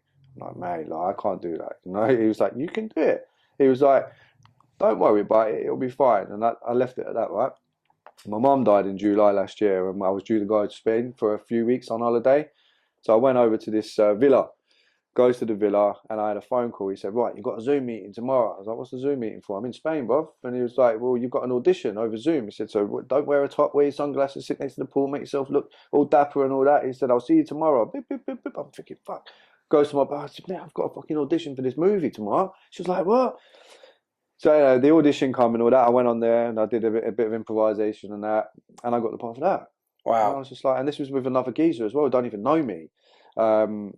And I was like, Jesus, like, I've literally got a part in a movie. So that's given me the mindset now that that's the life that I want to go into. Yeah. So now that's basically given me the kick up the arse that I needed to actually search for stuff. Look for modelling or look for supported artist work just to get a bit of an experience behind the camera and that. Mm-hmm. And that's what I did. So I went out there and I looked and I found an agent and I got an agent and then I started going on a load of work and doing some behind the scenes stuff and supported artist work. I've made in Chelsea of all places. And I did about 8 episodes on there. It just gave me the flavour for it. Yeah. And then I obviously saw what my pal was getting up to as well. Like Ben, he was doing a lot of stuff. And I thought, you know what, this is the stuff that I should have been doing a long time ago. My story is a story, like, and there's so much more to the story that I wish I could speak about, but obviously implementations and that, I have to be careful. But it's not about so much about glamorizing all your stories of this and the stories of that. It's about the message, It's man. the message that I'm trying to put out there. And you've swapped your addiction. You've swapped your addiction from drugs to life. Yeah, I love life. I'm telling you now, Paul, mate. I love life right now. Seeing you on, like I said when we started the podcast, you know, seeing you see what you do, especially for others, proves that you love life, man. Because you're giving up something you can't get back, and that's time. You're giving away time, something so precious that you need, your family need, and you're giving it to strangers, people that you've only just met, people you've just dropped texts to. You're giving that away, you know, something that you'll never get back. Yeah, that proves you love life. And and everything that I do, I pay for out my own pocket. So no one funds nothing to me. I know that feeling. I pay for everything that I do. So, I mean, obviously, you'll see that I've got this T-shirt. Yeah, I've got my T-shirt as well. Thank you very much. No, you're welcome. Yeah, and I will be wearing it. You'll get your photograph. But like the reason behind this, so like obviously, yeah, anti-knife crime. I'm on that. Like anti-knife. In fact, it's not even just about anti-knife crime. I'm on everything that's to do with kids and supporting and helping kids and trying to change the mindsets and doing like podcasts like I'm doing, or going around doing talks in schools and you stuff. do a lot of talks. I've seen you, especially yeah. recently. You've been doing a lot more. And of course, when you start doing these things and you start being progressive in such a positive way, the distance comes with it. Like the other day, you was in Portsmouth. Yeah. It's a long way to travel. It is. It is a long way to travel, but the message is so powerful. You don't mind doing it, do you? I had a good time. Don't get me wrong, I was shitting my pants before I went there. The story that like what I said at the beginning about the abuse, I don't really talk about that too much. That's something that I keep close to my chest, really. And sometimes you'll know a time when it's right to come out with it, you know. And I was thinking, when I got invited to be a guest speaker, London geezer comedian, like legend Marcus, he's a good guy. He runs a lot of events for mental health and Don't Suffer in Silence, and that, and his Mrs. Sandy and that, and like what they do is brilliant. And then Terry Dunnage as well. Terry's top guy. Yeah, he's a good guy. They linked me up nice, and they put me as a guest speaker. And like Sandy Gogglebox and all that was there. Do you know what I mean? It was just like one of these events and that. But when I started it, there was a load of people that was all dancing and rapping. It was all proper fun event. And I was sitting there at the table thinking, oh my God, I'm literally going to come in and put a fucking spanner in the works in a minute and talk about it. Because like everyone's being so alive and electric. You want to be like... Literally, I was shitting my pants thinking, I'm literally going to ruin everyone's night. Like everyone's having fun and dancing and whistling and all that. And I'm just going to come in and really kick it out of them.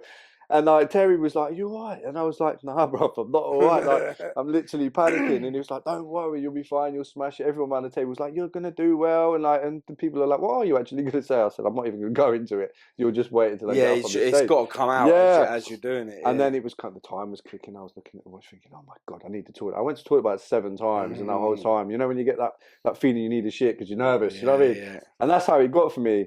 And then it was my time. And I got up there and I did it, and I just come out. I don't know where it came from. It was just going.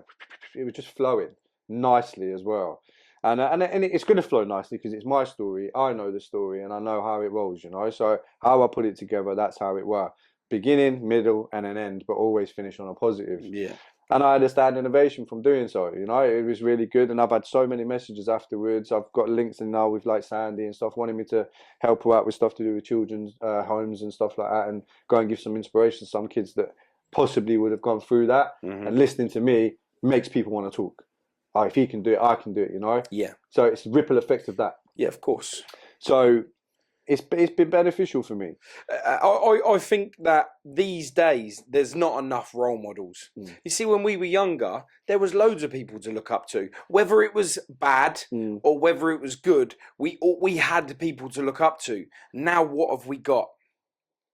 There is nothing, because no one wants to listen. No one wants to hear. No one wants to put themselves in a position where they know that they are living a negative. Yeah? But there's that diamond in the rough that comes out that makes you think, wow, you're a top guy. Exactly. Or lady, you know? But they're there.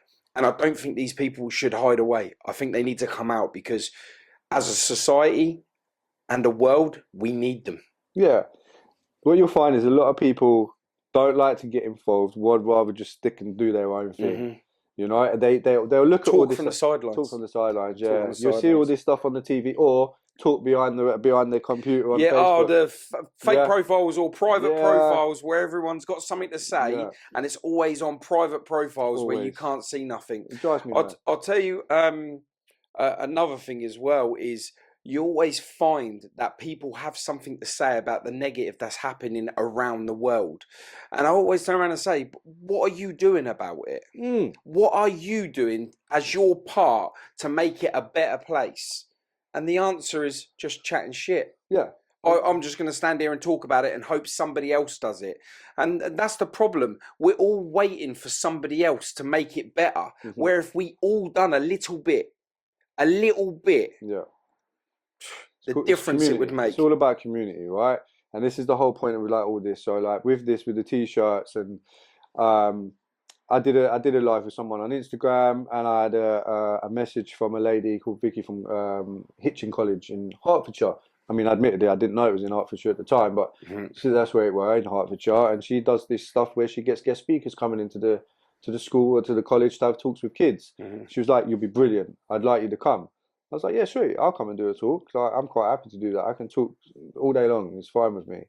And I thought, what can I do to make this? Because I'm trying to get my message out there a lot, and I'll go and do these talks, but I never have any evidence of me doing it apart from a couple of photographs. Yeah. So I thought, I'm going to get it filmed. Film it, yeah. So I went through all the safeguarding routine with the college and that, and I paid for a cameraman out of my own pocket, and I turned it into a filming day. So I did filming in the car on the way up there. I took a young lad as well with me that his friend was killed 3 years ago by a knife crime, and he struggles with it, and he's still Kyle, like, yes, mate. He's still struggling with it now to this day. And I thought, what better to bring him along with me and let him listen to me talk and inspire him in that way of like making him think he can do the same thing, you know? Yeah, I don't think, I think that was probably the most amazing thing that you could have done for him, because I don't think there's enough people, enough victims that ain't the victim directly that don't talk, and it goes in. And that was why I stepped up with my story, is to show that the damage that's caused after knife crime is extensive. It's massive. It's extensive. But they don't realise that, and this is the whole point. Like the whole point of it, because like what I've done is, me and my missus helped as well. But like I thought, you know, music is, I love music, and I do love music. I'm more of a singer than a rapper and all that. I love singing. Like you catch me, and I'll just sing all day. I'll make my roast, and I was just singing away. Yeah. And but I thought, you know what? What's hard hitting for kids these days? Like kids like the drills and stuff, and the rapping and all that. And I can't rap, but I thought I'm gonna put a song together, all lyrical stuff that means something that's relevant to the time. That's all about statistics, and it's about what's going on and what people's mindsets are and what people's mindsets think about when they think about knife crime. So we wrote a song, and it took me a while to do it because I had to find the right words, and things was just popping up every now and again. I was like, oh yeah, that sounds good, and I'd write that down. But it took me longer to find the backing track. So Prods by Nines, like I found the backing track on that. It was called Blame the Tune, and I messaged him and I asked if he'd be cool with me using the tune. It took me ages to get back to me because obviously he's busy because he does quite a lot of tunes. Is that Nines from London? I don't know who he is, you know. It's just like his name on Instagram and YouTube. It's Prod by Nines. And he does loads of backing tracks. Like this one track that I did pick, that track alone on its own had done 573,000 views just on that track. So, but that track stood out for me, and I thought, yeah, there's a guy called Nines from. I don't know whether it's the same guy, but he's good. Yeah, he's talks about his life and how it's like, it's crazy. But it did stand out for me, and I thought, yeah, do you know what? I can actually put some words to this. Like the tune actually sounded okay. But what I did was, because he took a little while to get back to me, I thought I'm just going to lease the tune. So I paid money and I leased the tune again, paid out of my own pocket. So I paid some money out of it and I leased the tune. And then he came back to me and said, yeah, cool, bro, you can use the tune, just put me in the description and all that. And I said, I've already leased it anyway, you know, so I've paid for it. Just keep myself safe as well, so I can't get taken to court for using people's songs. And so that's all done now. The tune's done. I recorded it in the studio the other day. And we came up with the idea of t-shirts. So these t-shirts are made by me and my partner. Like, she prints them all off me, and I and all the stuff on. This is all done by us, paid out of my own pocket. So it didn't cost too much, but again, I funded it out of my own stuff. Yeah. And the whole point of the relevance on it, so obviously this Cliche did this for me. A guy called Cliche on Instagram. Check him out, man. He's really good at what he does, and he's good to help him with the message and that. And he's going to help me with a couple of other things as well. But he put this together. I know the person doesn't actually look like me to watch because like the hair's a little bit darker, but it's supposed to be me. And I'm wearing the Stop the Stabbing Stick to Jabbing t-shirt by Kirk from Aberfeldy Boxing Gym as well. Yeah. So I'm promoting him as well. But the tune's called Blame. That's Blame, but I called it a bit. I've changed it up a little bit and done a less blame. So it's more about all about like less blaming on other people and like let's try and do something to stop it. Yeah, when I saw these t-shirts when you posted them, straight away I said to you, if you've got a fat man size, and on the back as well it says more support, more funding, less blame. That's basically what my motto is. I say that in the tune quite a lot. That's what we need to do: support the kids more, get more funding in it, and stop blaming people. Like the more you put into the blaming of people, the more you could be doing to help people out. People need to take responsibility. Exactly, and that's the whole point behind it. So that's going to be released on the 23rd of December. I had the privilege of listening to a track before we got started. I like it. It's good. Yeah. It's catchy. Like I said, the message is real. I think you've done well, mate. Thank you. I think you've done well. Yeah. It's if I got in the booth, like you say, I'm more of a singer than I am a rapper. Yeah. I couldn't rap for shit, but you done well. Thank you. Yeah, you done well. I'm just I'm just like I'm doing. I'm just trying to get out there. I'm trying to help as many people as I can. And hopefully along that way, like, I'm meeting loads of good people as well at the same time, and we're all here trying to do the same thing. So as a collective, come together and put out that message and try and inspire parents, teachers, kids, like everybody. Yeah, man. I mean, so what we went and done a talk, because obviously I do a lot of anti-knife crime stuff as well, and we went and done a talk at a youth club in Felixstowe, which is the next town across. And I kind of grew up in Felixstowe a bit, and it was really weird because I was there trying to help them with understanding knife crime and things like this, and just drawing awareness to it. The parents, we'd never had parents come to an event before, and the parents really got involved with how can I manage this? How can I do this? And it's really crazy because, as a parent, you feel like you're doing everything you can for your children, but you don't realise that you have no knowledge because you shut yourself off to it. It's never going to happen to me. It's never going to happen to anyone I know because we don't live that lifestyle. It does not matter. Knife crime affects everybody. Yeah, of course it does. Everybody. And especially the consequences after knife crime. That's you. That's a brother. That's a sister. That's a mother. You've got grandparents, you've got, friends that love them. All affected by the devastation of knife crime. This is what I say to kids, So let's talk about the incident like with Carl and his pal, for example. Like there's a tree that's in an area. I'm going to include, because I'm going to do a music video to this as well. So I'm going to do little clips of 20-25 second videos, and I'm going to get them all put in together, like running one by one back to the other. But it's going to be cartoon-like as a video. Yeah. Cliche is going to do that for me as well. But the tree where Connor said, that's going to be the part of the final scene of the video for me, really. But what I say to kids is, like, you got to look at this as the ripple effect of the people that's been affected by that. So, like, when that actually happened, obviously now the kids, he's affected by it. You got the person that's done it, the perpetrator, he's affected by it. But the bus driver that stopped at that point when that had happened, he was holding the kids' intestines in, man. Like he's now affected. Now he's affected, his wife's affected, his kids are affected because he's so affected. This is exactly what I'm saying. And he's taking it home with him. Now you've got the call handler for the ambulance or the police or whoever that. They're now affected because they're thinking, oh my God, this kid, they're trying to get someone there as soon as possible. Now the police officer's going to arrive. He's now affected. Also now his family's affected because they're going to have to talk about that. So then when he gets into the hospital, now the nurses and the surgeons, they're now also going to be affected because they do take that home with them. But on the other side of that, now the kid's family and also the perpetrator's family, because now the perpetrator's family's got to move home. Yeah. They got to move. Yeah. Or up, stick and go, because the trouble, the risk that could happen by people coming to their house because something's just happened like that. So everybody's life is now fucked. And they're going to have to struggle with that now for a long time. And I guarantee you the bus driver or whoever's still struggling with that now. 100%. Still now to this day. There was a police officer that was involved. So my brother, after he'd got stabbed, there was a stranger. He was, I think he was either a German teacher or he was a geography teacher. He was a teacher any nevertheless. And he was walking home from work.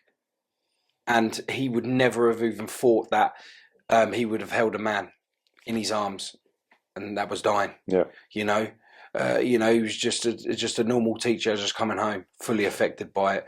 The police officer that turned up to that event, he suffered mental health from it as well, you know, and he took some time off from the police force because of it, and many other incidents that's happened. He was the first on the scene. I'll be doing a podcast with him in the future. Yeah, nice. Yeah. So that's going to be pretty mind blowing, that podcast. But yeah, you're fully right. The amount of people that are affected by it, and a lot of people, especially when you are in court for someone that's killed someone like my brother, I didn't take not one bit of notice of the family and how they felt. I was just, when they turned up, I was ready. Yeah, of course. I was ready. And it weren't until afterwards the dad come up to my mum, and he turned around and says, "I'm really, really sorry for what my son's done." And I was just like, wow. Do you know what I mean? Like, wow, how has his dad took responsibility for something his son's done, but his son hasn't? No. You understand? Yeah. Mind blowing, man. And that's what I mean. And because you can see everyone gets affected by it. But did the person apologise? Did the perpetrator apologise in the end? Still didn't say sorry? No. See, this is what I'm saying, man. These people won't take responsibility for that. And I'm getting, they're going to be thinking about it as well. Yeah, the guy that done it, I mean, he no doubt he will die in jail because of his age he was before he got the 22 years, and he has to serve it. And then the other three got 18 years each. And you know, it's a large piece of your life gone. And they have to serve it before they can apply for parole. Of course, yeah. So it is a life sentence, you know, especially if they be bad whilst they're in jail. And 22 years is a long time not to be finding yourself in the mix. Usually what happens, you get a big bird like that, you'll probably fuck around for the first 5 or 6 years whilst you're in. Yeah. But when you get over to that time and you get into your 10, 11, 12 years being in, you then start to calm down. But the 5, 6 years is on your paperwork that don't go in your favour. So you have to jump on about 16 different courses within the first 5 years. Yeah, it's mad. And you know what it is? The reality of it is, you know, after they killed, no, they didn't say sorry. They haven't written a letter. They haven't done a statement of, you know, what do you call it? Where you're in admittance of what you've done in a positive, trying to put themselves in a positive direction. And they just changed his name from Tequin Parker to Killer. You know, he wants to be known as this, and it is what it is. And as hard as that is, I know that this guy will not come out of jail because he was 49 when he committed the crime. You know, 22 years on that. You know, especially on a crackhead. That's you know. But yeah, so you know, so that's my message. That's what I'm trying to do. That's what I was happy to come and talk to you today on your podcast. Yeah, I mean, your story is hella, mate. Your story is hella, you know, and the fact that you've gone through it and come out the other end in a positive perspective is absolutely amazing for you in such a way where you could look back on yourself and be like, do you know what? I've done good. Despite all of that, that's led you from such a negative background, and turning it around to help save others and make them realise before they go off and do the things that, you know, we've been hurt by or we've done in our past. You know, I've been no saint in myself. You know, I've been there and I've done it too. But now our message is clear. We want to change the narrative, the way people are thinking these days. 100%. You know, 100%. And I'm sure your track's going to do absolutely massive. Hopefully, Man, it will, and I'll share everything that you need to share. You know, and you know, I'll plug everything that needs to be plugged because I feel like it deserves it. You know, amongst all, whether you say you're not a rapper or not, I feel like that message deserves the views, you know, 100%. It's the words. This is what I say. It's not about the rapping. It's listen to the song. Yeah. Listen to what I'm saying in the words. That's what I'm trying to put out there. But what I've done in my documentary, well, I say documentary, it's an education informational video, but it's about 50 minutes long or something. It's like a whole talk that I've done. I've involved a few different people with it as well. Obviously, a victim, a guy, Kyle, he's a victim, so I took him along, the cameraman. I've interviewed the lady at the college as well, and then the track comes in at the end.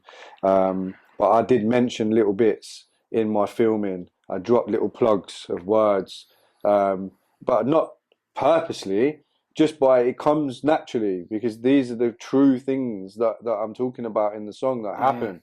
So it just comes out naturally with the way that I'm talking. But I've just put it together as a whole, and it's done a whole thing, and I've put a lot of work into it. And bearing in mind, I've got a day job. So I'm an alcohol support worker in the day by trade. That's what I do daily, 9 till 3 every single day, 5 days a week.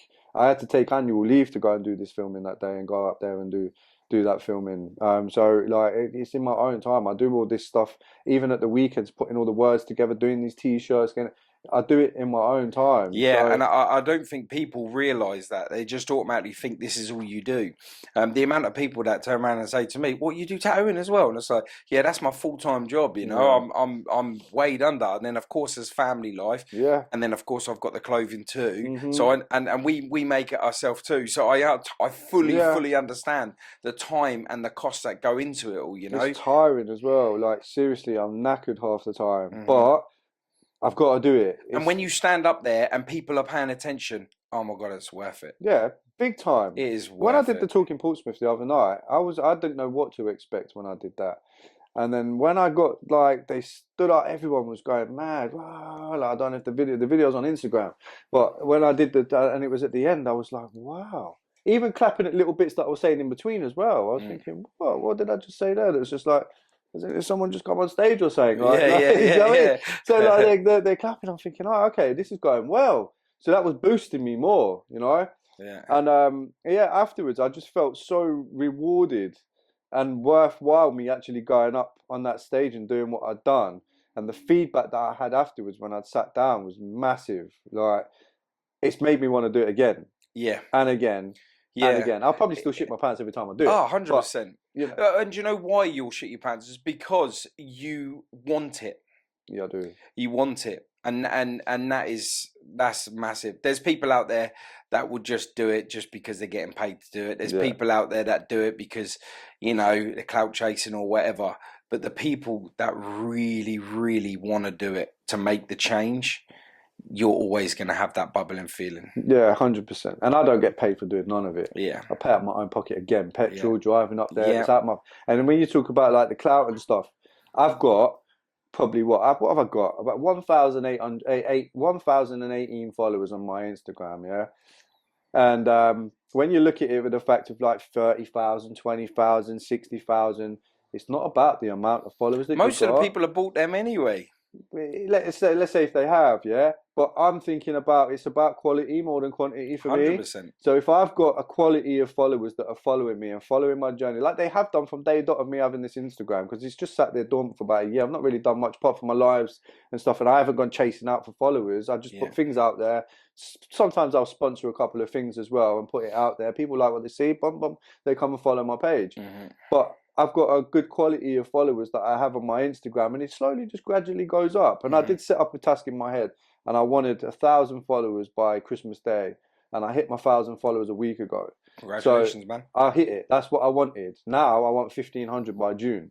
So if people would say, well, I want 20,000 by summer, that's just so unrealistic. I want 1,500, but out of that 1,500, I want them to be good followers. Yeah. They're liking what I'm doing. They agree with it. They support it. They share it. Because I've got a lot of people that do share my stuff. And some do. I don't even have to ask half the time. And they will just share it. That's how you know you've got good followers. Yeah. Sometimes I don't share everything that other people have shared because, you know, you've got so much work on it. Like, you'll just say, oh, that person come through. I'll quick share that to my stories. I've got so much to do. Yeah. It's really, really busy. But I do reply to everyone that messages on my pictures. I reply to every message that I get at present because I've only got 1,000. If I get 50,000 people coming through, it's going to be hard work. You know what I mean? But I still will attempt to try and do it. Sit down on one day for a couple of hours and just do that. But I'm just putting that because let's just say, like with this film, for example, if it does happen and I do manage to put my face out there and it's out there, that ain't going to change what I'm doing. If anything, it's going to continue making me easier to do what I'm doing and what I want to do. Yeah. And won't change me as a person. And all the stuff that I've done before I've done that, people know who I am already and know that that's the person that I am and what I'm like as a person, and not some stuck up idiot. Because I'll never be like that, because I'll never forget my roots and I'll never forget where I come from. Yeah, I believe you are about the people. I believe your message is pure. I believe you do want change. And I believe that anything that progresses you to better levels in your life, I don't think it would change you. Not now, because you've had it so bad that now you know who you are. Yeah, I do. So anything that happens from this point on in your life is going to still keep you level, because you know who you are. Do you know what I see it as? A bonus. Whatever I get coming now is bonuses for me. And I can't really say much. It's bonus. It's just a bonus. Yeah. I never thought I'd be in the position that I am. I'm in the position and I like where I am. Anything else that comes along the way is a bonus for me. And I'm grasping things with both hands, you know, and I'm doing it for a reason. And and it inspires other people. So if I can inspire even just one person, that's good for me. It only takes one person to make a difference. Yeah. It does. And that's my plan. Yeah, absolutely brilliant, mate. I've really enjoyed myself today, mate. So right, mate. I'm pleased to be a part of your journey. And if we can do things in the future, I'm happy to help out where I can. 100%. Is there anything else you'd like to share today? That's me. I'm all talked out. Have you enjoyed it? Yeah, I have. Thank you for having me on. No, man, I really appreciate it. Thank you so much, brother. I really do. Excellent.